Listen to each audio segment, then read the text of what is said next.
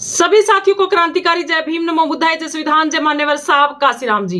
साथियों, आज हम ऐसे ऐसे मुद्दे आपके सामने लेकर आए हैं। भाई चंद्रशेखर आजाद किस प्रकार से आप सभी साथियों की लड़ाई लड़ रहे हैं। इस देश के अंदर जो गरीब, शोषित, वंचित समाज के जो लोग जो वंचित हैं, हर चीज से वंचित हैं, चाहे वो शिक्षा से वंचित है, कपड़े पहनने से वंचित है, खाना खाने से वंचित है, किस प्रकार से उन लोगों की जो अर्थव्यवस्था है वो इतनी कमजोर है। इस देश के अंदर बड़ी बड़ी पार्टियां, कितने भी बड़ी पार्टी की सरकार आ जाए, लेकिन उन लोगों की हालत ऐसी होती है कि आप सोच भी नहीं सकते। भाई चंद्रशेखर आजाद किस प्रकार से लगातार उन लोगों के लिए लड़ाई लड़ रहे हैं, उन लोगों की आवाज को किस प्रकार से संसद के अंदर बोल रहे हैं, और उन लोगों के हक अधिकारों के लिए भाई चंद्रशेखर आजाद कभी योगी आदित्यनाथ जी को पत्र लिखते हैं, कभी किन्हीं को पत्र लिखते हैं। तो किस प्रकार से भाई चंद्रशेखर आजाद इन लोगों के ऊपर हावी बने हुए हैं, जो जातिवादी मानसिकता के जो लोग हैं, जो गरीब, शोषित, वंचित समाज, किसानों का जो हक अधिकार छीनना चाहते हैं। तो साथियों, भाई चंद्रशेखर आजाद आपके लिए एक ऐसी बुलंद आवाज है जो ये सरकार जब भी कोई गलत कदम उठाती है तो भाई चंद्रशेखर आजाद तुरंत पत्र लिखकर, तुरंत सोशल मीडिया के सामने आकर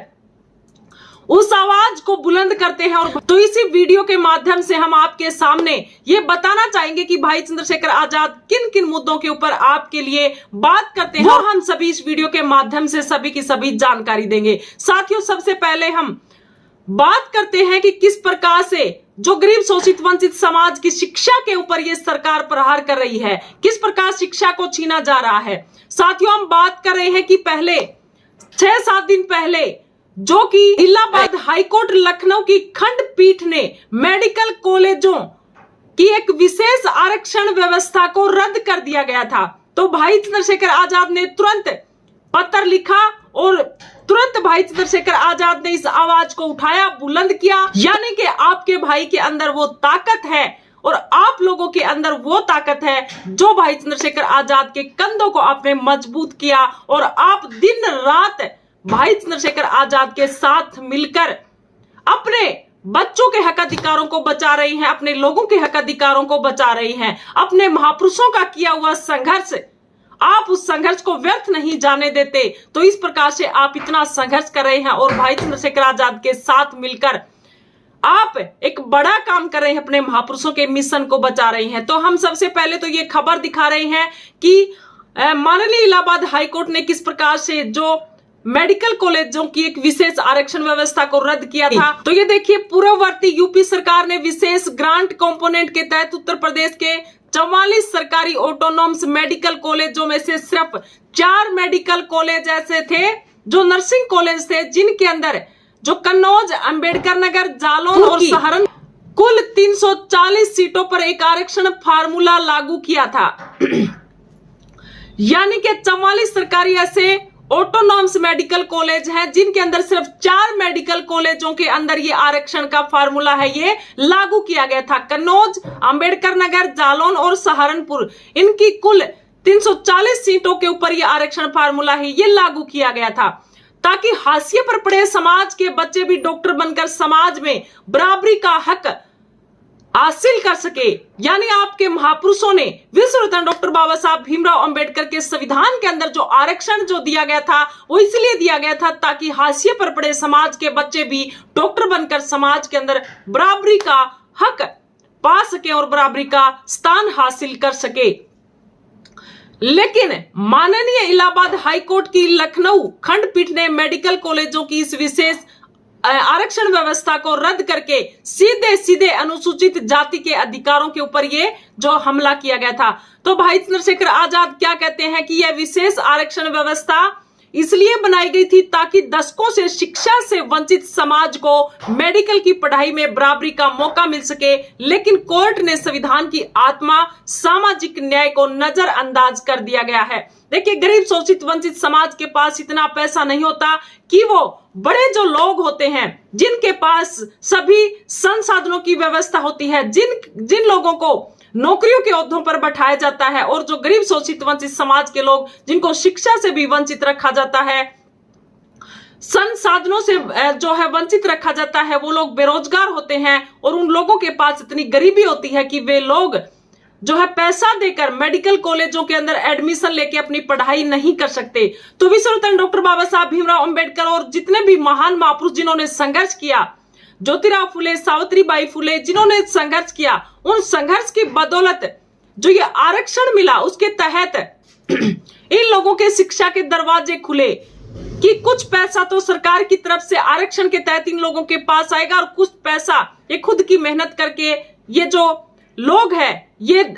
मेडिकल कॉलेजों के अंदर एडमिशन लेकर ये भी डॉक्टर बने, बराबरी का हक प्राप्त करें। लेकिन साथियों, आज की जो वर्तमान के अंदर जो सरकारें हैं वो किस प्रकार से आरक्षण को भी खत्म करके और उन लोगों को किस प्रकार से दबाना चाहती है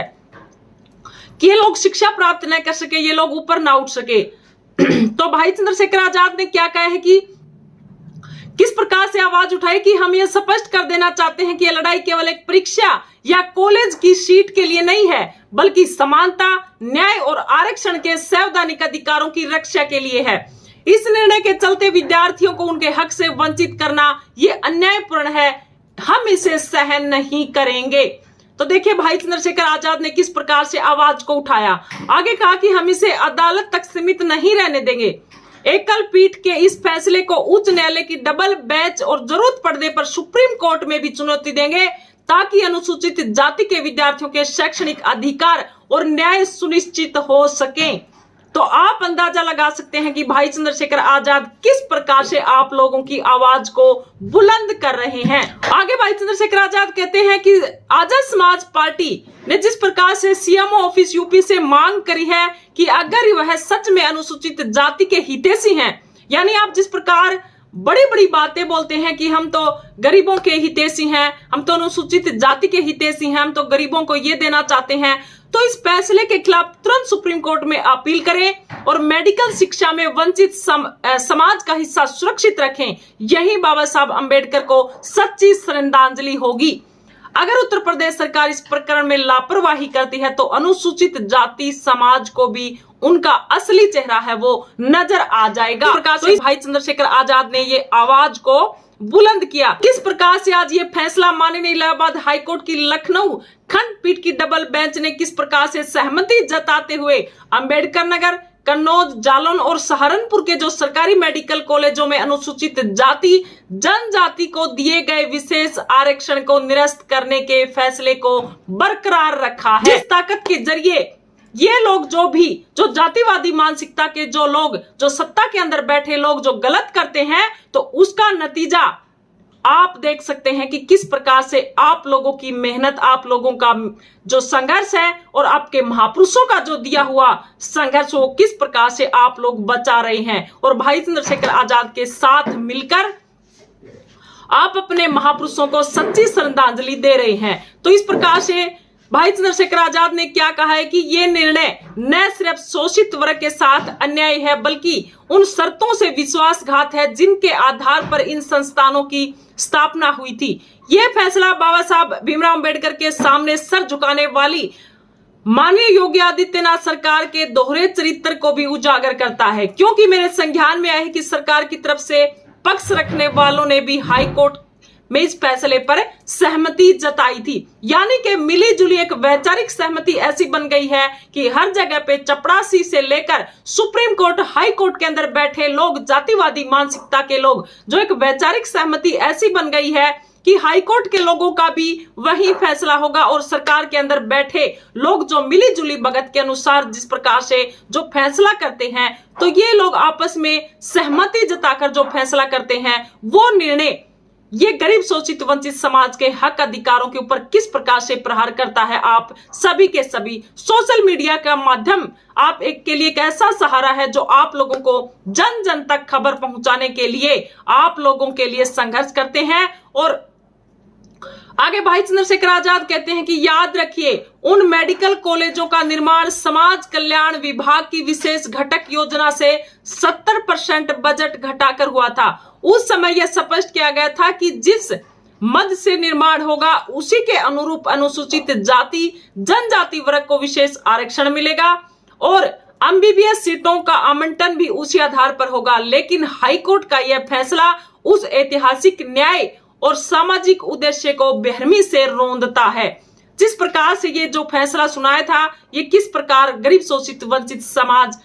के हक अधिकारों को छीनने वाला फैसला है। जिस आरक्षण के तहत जो हाशिए के ऊपर बैठे लोग, जिन लोगों को डॉक्टर इंजीनियर बनना होता है, उन लोगों को किस प्रकार से आरक्षण के तहत रोका गया है। आजाद समाज पार्टी समाज के जागरूक लोगों और संगठन से तालमेल बनाकर हाईकोर्ट के इस फैसले को माननीय सुप्रीम कोर्ट में चुनौती तो देंगे ही, लेकिन साथ ही योगी सरकार से अपील करती है कि अगर वास्तव में वह अपने आप को दलित हितैषी कहती है तो इस बात को साबित करे और विधानसभा में कानून बनाकर इन 4 मेडिकल कॉलेजों का विशेष आरक्षण है वो बरकरार रखे। मैं फिर से दोहराता हूं, अगर सरकार और कोर्ट से इंसाफ नहीं मिला तो यूपी गवर्नमेंट का असली चेहरा समाज को सामने आ जाएगा और दिल्ली से लखनऊ तक पैदल यात्रा करूंगा और यह यात्रा सिर्फ मेरे कदमों की नहीं होगी बल्कि करोड़ों वंचितों की आवाज बनेगी। अगर इस प्रकार के कोई कदम उठाए तो भाई चंद्रशेखर आजाद ने कहा कि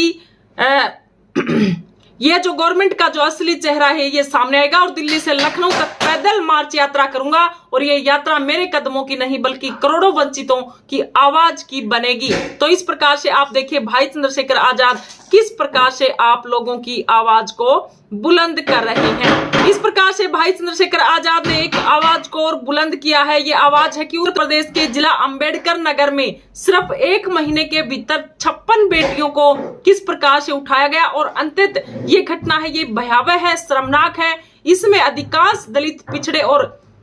कमजोर वर्ग से आती हैं। वह कोई सामान्य अपराध नहीं बल्कि एक संगठित षड्यंत्र और प्रदेश सरकार की पूरी विफलता का प्रमाण है। यानी कि इसलिए हम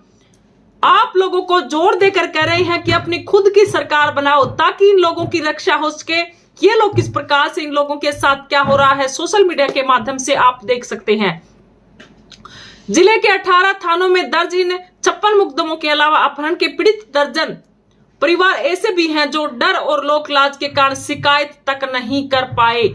सबसे चिंताजनक और भयावह पहलू इसलिए है कि मामलों में पुलिस ने पीड़ित परिवार की गुहार के बावजूद एफआईआर दर्ज नहीं की। यह सिर्फ लापरवाही नहीं बल्कि अपराधियों की खुली छूट देने जैसा है। भाई चंद्रशेखर आजाद ने किस प्रकार से आवाज उठाई है। अब आपने हरियाणा के अंदर भी खबर देखी होगी। हरियाणा के अंदर एक मनीषा बहन का जो मामला देखा होगा, किस प्रकार से उस बहन को सरेआम न्याय तक नहीं दिलाया गया और सबको पता है कि उस बहन की हत्या किस प्रकार से हुई है। लेकिन साथियों, जो हरियाणा की सरकार किस प्रकार से हर लोगों से झूठ बोल बोल के और किस प्रकार से बुलाया गया और जिन लोगों ने मनीषा बहन की जो बात को बोला, जो मामला जो उजागर किया, तो उन लोगों को जो सोशल मीडिया के माध्यम से बताना चाहा तो उनको अंदर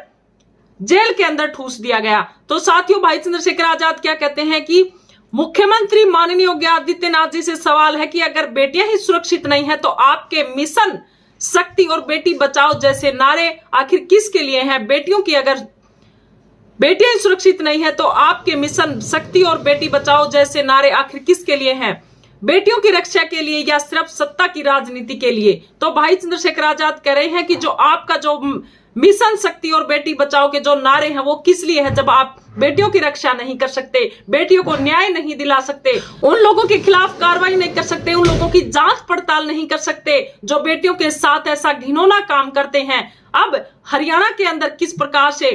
जो कॉलेज के अंदर वो बेटी एडमिशन लेने गई थी, उस कॉलेज के किस प्रकार से कैमरों को भी बंद कर दिया गया, कैमरों की रिकॉर्डिंग नहीं दिखाई गई, किस प्रकार से उस बेटी के ऊपर ही वापिस इल्जाम लगाया गया कि इस बेटी ने जहर खाकर इस प्रकार का काम किया है। लेकिन साथियों, किसी को भी ये बात पचने वाली नहीं थी क्योंकि उस बेटी की जो गर्दन थी वो अलग थी और किस प्रकार उस बेटी के साथ जो ऑर्गन भी उस बेटी के अंदर नहीं मिले थे। तो साथियों, ये बहुत बड़ी जो मामला हरियाणा के अंदर हुआ, लेकिन जनता इसका जवाब देगी। हर जनता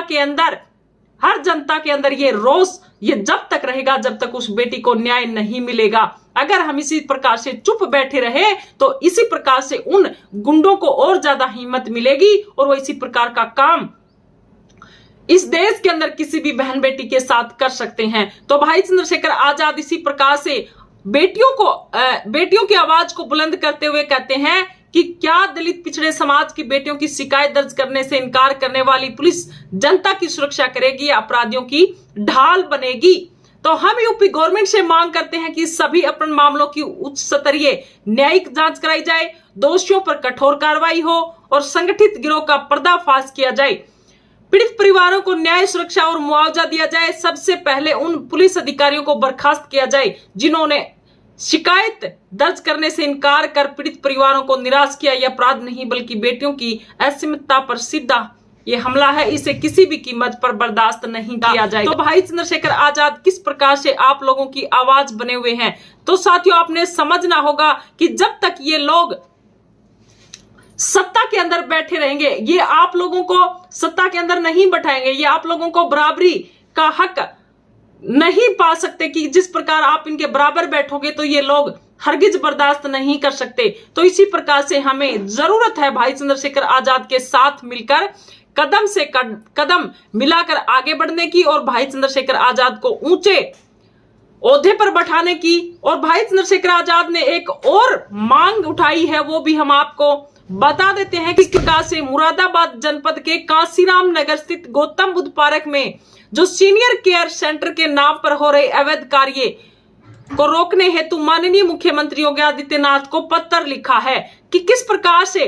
जो सीनियर केयर सेंटर है वो अवैध निर्माण कार्य